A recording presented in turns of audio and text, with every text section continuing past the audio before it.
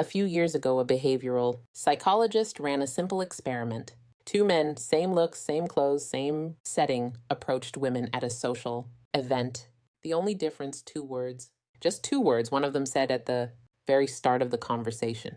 The results were staggering. One man got ignored. The other had women leaning in, laughing, wanting more. By the end of this video, you'll know exactly what those two words are and the deep psychological reason they work on every level of human attraction. Stay with me. This one's going to change how you communicate forever. Welcome back. If you're new here, this channel is dedicated to one thing: understanding the psychology behind human behavior so you can live, connect, and communicate at a higher level.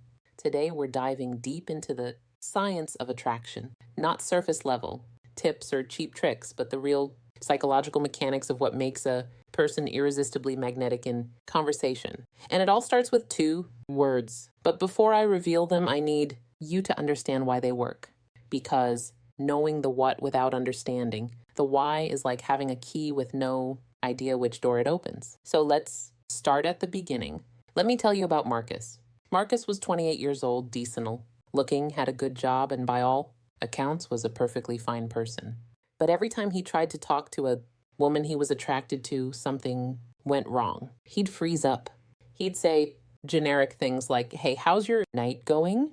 Or, "So what do you do for work?" The women would answer. They'd smile politely and then they'd drift away. Marcus couldn't figure it out. He was being nice. He was asking questions. He was doing everything the internet told him to do and yet nothing. One evening, a close friend of his, a woman, sat him down and said something that cracked everything open. She said, "Marcus, when you talk to me, I feel like you're interviewing me, like I'm a job applicant and you're reading from a checklist." That hit him hard because she was right. Marcus wasn't having a conversation. He was performing one. Everything changed for Marcus the night.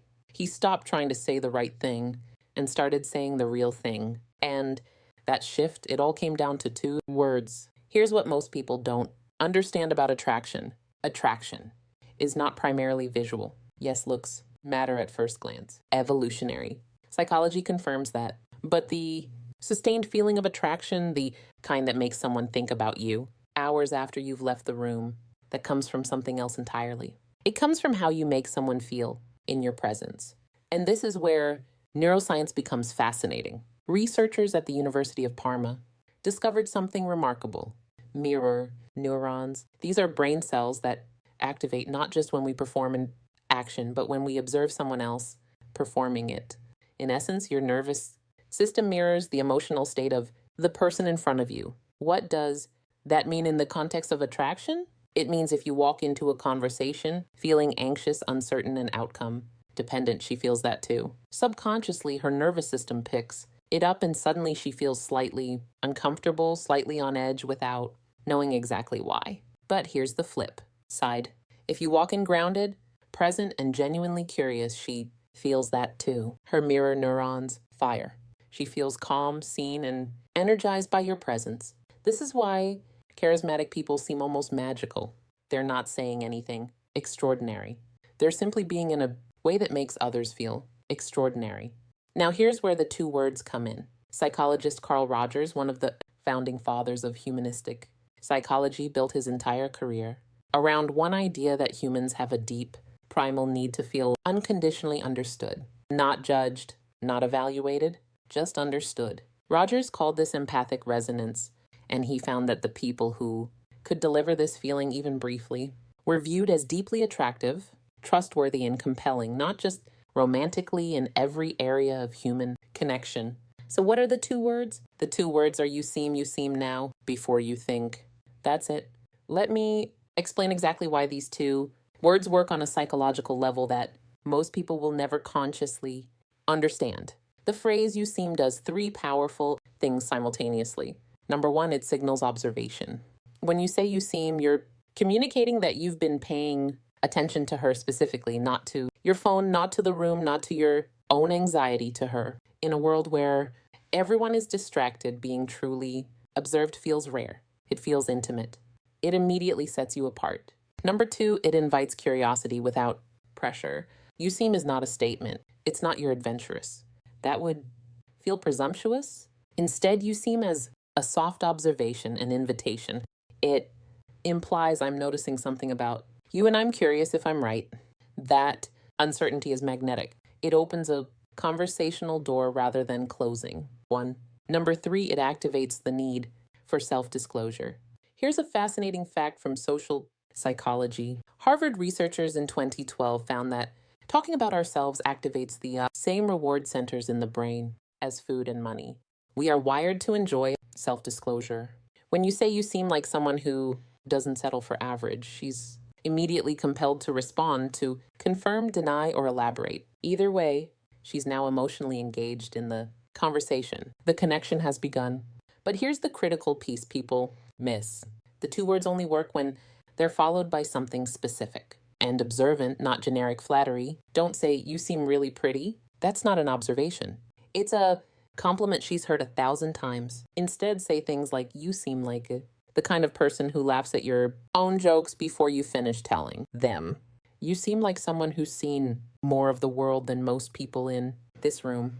You seem like you're way more interesting than you're letting on, right? Now, do you see the difference? You're not telling her she's beautiful. You're telling her you see her. You're reflecting something back to her that feels personal, perceptive, and real. That is the formula. You seem plus. Specific, curious, non-generic. Observation equals psychological connection. And this is exactly what changed everything for Marcus the night. His friend called him out. He went to another social event. But this time, instead of asking, so what do you do? He walked up to a woman, smiled, and said, you seem like you have a story about this place, like you've been here before under completely different circumstances. She laughed. Her eyes lit up. And she spent the next 10 minutes telling him about the time she'd come to that same bar after the worst job interview of her life, ordered the most expensive thing on the menu as an act of rebellion, and ended up befriending the bartender who later became her business partner. Marcus didn't say much. He just listened. He reflected. He said, you seem like someone who turns disasters into adventures. She told him it was the most interesting first conversation she'd ever had. Let's go one level deeper because this deserves it. What we've been talking about has a name in clinical psychology. It's called perceptive attunement, the ability to notice and accurately reflect the inner world of another person. Therapists spend years developing this skill, and research consistently shows that when someone feels attuned to, meaning truly seen and understood, they experience a release of oxytocin. This is the bonding hormone, the same chemical release between mothers and newborns, between close friends, between romantic partners. In other words, making someone feel truly seen is literally a biological trigger for bonding and attachment. This is why great therapists, great leaders, great teachers, and yes, deeply attractive people all share one trait. They make you feel like the most interesting person in the room, not because they say the most clever things, because they notice the most meaningful things. Now, there's one more layer to this. Psychologist Robert Cialdini, author of The Signal Book Influence, identified a principle called liking, one of the 6 core pillars of human persuasion. His research confirmed that we are deeply attracted to people who we believe understand us and share our perspective.